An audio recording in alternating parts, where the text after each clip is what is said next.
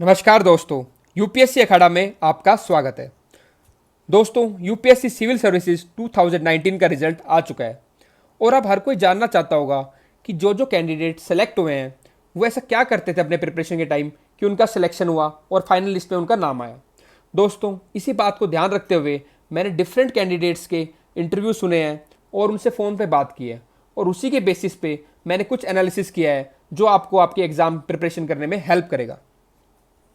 दोस्तों, rank one Pradeep Singh ji की बात करें तो इनका मानना है कि जो डिफरेंट स्टेज है एग्जाम की, प्रीलिम्स, मेंस, परसेंट टेस्ट, इसमें आपको एक डिफरेंट स्किल सेट चाहिए होता है और आपकी प्रिपरेशन भी हर एक मोड, हर एक स्टेज के लिए डिफरेंट होनी चाहिए। दोस्तों, अपनी video how to prepare for UPSC from starting, उसमें मैंने आपको ये एग्जैक्टली ये बात बताई थी कि आपका जो स्किल सेट है और जो प्रिपरेशन मोड है वो हर एक स्टेज के लिए डिफरेंट होना चाहिए, क्योंकि एग्जाम की रिक्वायरमेंट ही ऐसी है कि प्रीलिम्स में आपसे ऑब्जेक्टिव क्वेश्चन पूछे जाते हैं, मेंस में आपके सब्जेक्टिव पूछे जाते हैं और परसेंट टेस्ट में आपसे ओरल आंसरिंग होती है। तो इसीलिए मैं आपको कहना चाहूँगा कि प्रीलिम्स में आप करंट और स्टैटिक दोनों पे फोकस रखें और प्रैक्टिस टेस्ट जो हैं आपको उनको प्रैक्टिस करें ताकि आपका एग्जाम के लिए टेम्परामेंट बने। मेंस में आप आंसर राइटिंग पे भी ध्यान रखें और आपका जो माइंड है वो एनालिटिकल होना चाहिए ताकि आप 360 डिग्री आप उसको, कोई भी इशू है उसको आप सारे एंगल से देख पाएँ, इकोनॉमिकल, पॉलिटिकल, एनवायरमेंटल, जोग्राफिकल, जो भी उसके पॉसिबल एंगल बनते हैं आप उसको देखें, उसके प्रोस देखें, उसके कॉन्स देखें। आपका माइंड जो होना चाहिए हर एक इशू की तरफ एनालिटिकल होना चाहिए और परसेंट टेस्ट में आप अपने डेफ पे काम करें, जो भी आपने डेफ पे लिखा है उसकी आप अच्छे से प्रिपरेशन करें और साथ साथ करंट अफेयर्स पे भी आप फोकस रखें। इसके बाद इस एग्जाम में आपको क्या ध्यान रखना है, study relevant and less is more. तो आप ज़्यादा मटेरियल इकट्ठा करने के पीछे ना भागे बल्कि वही चीज़ें पढ़ें जो रेलिवेंट है। और इसके बाद आप ये ध्यान रखें जो भी आप पढ़ रहे हैं उसको आप क्लैरिटी से पढ़ें। कोई भी चीज़ आप क्लैरिटी से पढ़ते हैं तो उसका फ़ायदा ये होता है कि आप उसको एक अच्छे तरीके से प्रेजेंट भी कर पाएंगे अपने एग्जाम में और आप उसको मल्टीपल जगह पे यूज़ कर पाएंगे क्योंकि आपकी उस कंसेप्ट को लेकर क्लैरिटी है।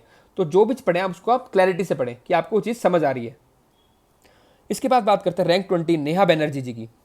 देखो, इनका मानना है कि ये तैयारी काफ़ी लंबी होती है और इसमें क्या होता है कि आपको हमेशा एक जैसा आपका मूड नहीं रहेगा। कभी आपका मूड होएगा लो, कभी आपका मूड होगा हाई। तो जब आपका मूड लो होता है, जब आपका मन नहीं करता है पढ़ने का, तो उस टाइम आपको ये नहीं है कि आप स्टडीज़ को छोड़ दें या आप गिव अप कर दें, आप कहीं मुझसे नहीं हो रहा है, ऐसा नहीं होना चाहिए। आप चाहे तो थोड़ा ब्रेक ले सकते हैं लेकिन आपको वापस आना है और अपनी पढ़ाई लगातार करते जाना है। तो अगर आप अपनी पढ़ाई कंटिन्यूसली करोगे तो देखना आप टाइम आएगा और एग्जाम से पहले आपको कॉन्फिडेंट फील होएगा कि हाँ, आपने अच्छे साल पढ़ाई की है, पूरे साल अच्छे से पढ़ाई की है और आप इस बार एग्जाम क्लियर करेंगे। तो ये है कि जब हमारे लो मोमेंट्स होते हैं, जब हमारी पढ़ाई अच्छी नहीं होती है, तब हमें गिव अप नहीं करना है। और जितने भी टॉपर्स हैं अधिकतर सभी कहते हैं कि सबके प्रिपरेशन के टाइम पे ये टाइम आता है जब हमारा मन करता है कि नहीं, पढ़ाई हो रही है, कुछ अच्छा नहीं लग रहा है, लेकिन हमें गिव अप नहीं करना है, हमें लगातार पढ़ते रहना चाहिए सही डायरेक्शन में। इसके बाद ये कहते हैं कि study when ever you get time. Actually ये क्या है, वर्किंग प्रोफेशनल है तो इनको जब भी टाइम मिलता है ऑफिस ब्रेक्स में, ट्रैवलिंग में, तो इन्होंने उस टाइम को यूटिलाइज किया पढ़ाई में। तो ये बात सबके लिए एप्लीकेबल है, जब भी आपको टाइम मिले आप उसको पढ़ाई में दें, ठीक है, ना कि और किसी चीज़ों में। और इसी का जो साथ साथ है वो ये भी कहते हैं कि restrict the use of social media. तो इससे क्या होगा, आपका टाइम बच जाएगा। पहले तो आप मैसेज देखेंगे, फिर उसके बारे में सोचेंगे या फिर आप उसको फॉरवर्ड करेंगे, तो इसमें आपका बहुत एनर्जी और टाइम जाता है। और मैंने आपको पहले ही बताया था इस एग्जाम में फोकस बहुत जरूरी है। तो सोशल मीडिया मैं नहीं कह रहा बिल्कुल ही आप उसको छोड़ दो, लेकिन आप उसको काफ़ी उसको रेस्ट्रिक्ट करो, आप उसको कम से कम यूज़ करो आप उसका।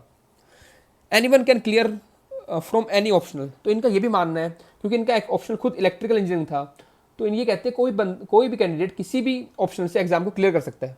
मगर बात क्या है कि उनका जो मेथड है पढ़ाई करने का ऑप्शन का वो बिल्कुल सही होना चाहिए, और तरीके से अपने ऑप्शन को पढ़ें तो कोई भी ऑप्शन से एग्जाम को क्लियर किया जा सकता है। और उनका ये भी मानना है कि ऑप्शनल को आप डेप्थ में पढ़ें, ये नहीं कि आप ऊपर ऊपर से पढ़ रहे हैं। कोई भी ऑप्शन है उसको आप डेप्थ में पढ़ें क्योंकि ऑप्शन में आपको डेप्थ रिक्वायर्ड है, नॉलेज। अब बात करते हैं रैंक 10 संजीता मोहपत्रा जी की।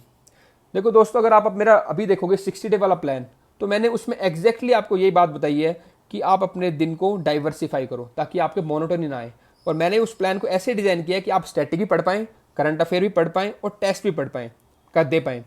और ये भी एग्जैक्टली ये कहती हैं कि diversify your daily routine to get maximum output from the day. ये क्या कहती है कि मैं स्टैटिक भी पढ़ती थी, करंट अफेयर भी पढ़ती थी और टेस्ट भी करती थी, ठीक है।